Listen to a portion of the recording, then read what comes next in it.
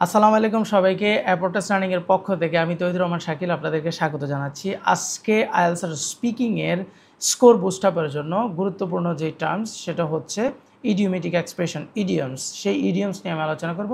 আমরা সচরাচর অনলাইনে যেই ইডিয়মসগুলো দেখতে পাই আমি প্রথমে সেটা নিয়ে আলোচনা করব এবং পরবর্তীতে আমি আনকমনগুলো নিয়েও আমরা আলোচনা করব। তো প্রথমে আমি যেটা নিয়েছি সেটা হচ্ছে আ পিস অফ কেক।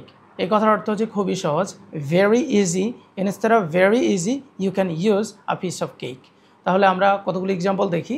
যে প্রথম এক্সাম্পলটা এরকম যে this math problem is a piece of cake for me.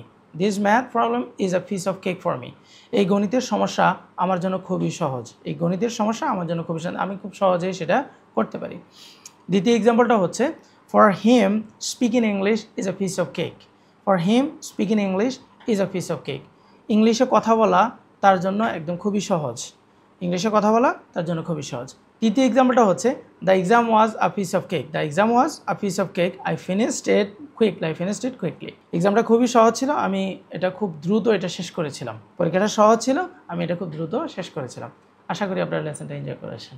এখন থেকে আপনারা আপনাদের স্পিকিংয়ে, রেগুলার স্পিকিংয়ে ইনজেক্ট করার চেষ্টা করবেন, তাহলেই এটা যদি হ্যাবিটে পরিণত হয় আপনি মূল এক্সামে অনায়াসে সেটা বলতে পারবেন।